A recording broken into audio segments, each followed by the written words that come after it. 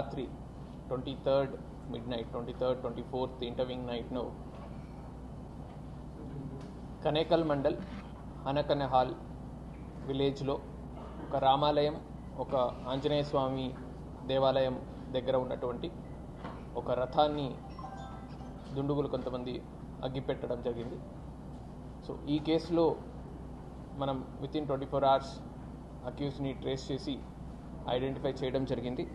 So మనకు primary accused కింద ఈశ్వర్ రెడ్డి అనే ఒక వ్యక్తిని, అదే గ్రామానికి చెందిన ఈశ్వర్ రెడ్డి అనే వ్యక్తిని ఐడెంటిఫై చేయడం జరిగింది. సో దీంట్లో ప్రధానంగా మనకు మోటివ్ పార్ట్ చూసినట్టయితే, సో గత 2 సంవత్సరాలు వెనక నుంచి ఈ రథాన్ని ఒక ఫ్యామిలీ తరపు నుంచి రామాంజనేయ రెడ్డి, గోపాల్ రెడ్డి వీళ్ళు వాళ్ళ బ్రదర్స్ కలిపి ఈ రథాన్ని డొనేట్ చేయడం జరిగింది ఆలయానికి. అయితే అది ఓన్లీ ఆ పర్టికులర్ ఫ్యామిలీకి సంబంధించిన రథం లాగా, తర్వాత ఆ ఆలయాన్ని కూడా వాళ్ళ కంట్రోల్లో ఉండేటట్టు ఇలాగా ఒక ప్రొజెక్షన్ బయటకు రావడంతో సో కొంతమంది మిగతా వాళ్ళలో దీని గురించి వ్యతిరేకత డెవలప్ అయింది. సో దాంట్లో ప్రధానంగా ఈశ్వర్ రెడ్డి చాలాసార్లు దీన్ని వ్యతిరేకించడం జరిగింది అండ్ ఆ రథాన్ని మార్చేయాలని కూడా చాలాసార్లు చెప్పడం కూడా జరిగింది.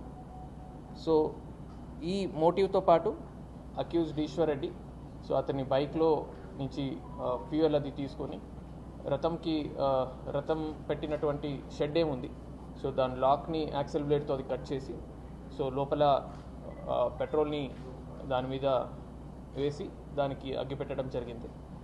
సో యాజ్ ఆఫ్ నౌ మనకు ఈశ్వర్ రెడ్డిని అరెస్ట్ చేస్తున్నాము.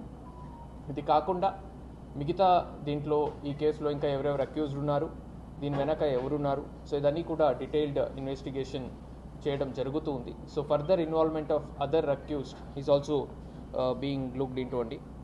సో అక్యూజ్డ్కి మళ్ళీ మనము పోలీస్ కస్టడీకి తీసుకుంటూ ఇంకా ఫర్దర్ ఇన్వెస్టిగేషన్లో మనం ఆయన్ని ఇంట్రోగేట్ చేయడం జరుగుతుంది. సో దీంట్లో మనం చూసినట్టయితే ఎవరు ఈశ్వర్ రెడ్డి ఉన్నారు, వీళ్ళు వైఎస్ఆర్ కాంగ్రెస్ పార్టీకి చెందిన కార్యకర్తలాగా మనకు తెలిసి వచ్చింది. ఒక రథం అంటే ఒక కమ్యూనిటీకి సంబంధించినటువంటి ఎమోషనల్ అటాచ్మెంట్ ఉంటుంది. సో అలాంటి ఇష్యూలో మనము చాలా సీరియస్గా అండ్ నిష్పక్షపాతంగా ఇన్వెస్టిగేషన్ చేయాలనేది హానరబుల్ సీఎం గారి ఇన్స్ట్రక్షన్స్. సో మనం కూడా అంతే సీరియస్గా మల్టిపల్ టీమ్స్ అది ఫామ్ చేసి ఈ కేసుని డిటెక్ట్ చేయడం జరిగింది. అండ్ దీనికి ఫర్దర్గా ప్రివెంటివ్ మెజర్స్ కింద ఎక్కడెక్కడ మనకు రథాలు ఉన్నాయి అన్ని చోట్ల కూడా ఇన్ఫ్యాక్ట్ మ్యాక్సిమం ఆల్ ద టెంపుల్స్లో కూడా మనము సీసీటీవీస్ ఇన్స్టాల్ చేసే మెజర్స్ని కూడా తీసుకోవడం working out. As of now we could establish complete role of 1 person. So further ఇంకా మిగతా అక్యూజ్డ్ రోల్ కూడా మనం ఎస్టాబ్లిష్ చేస్తాం.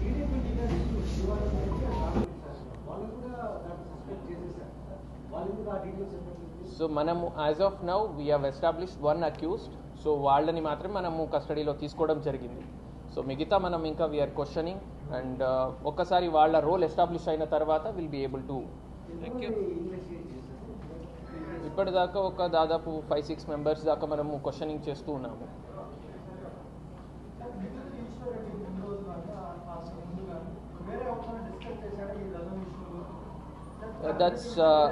that's being investigated అండి.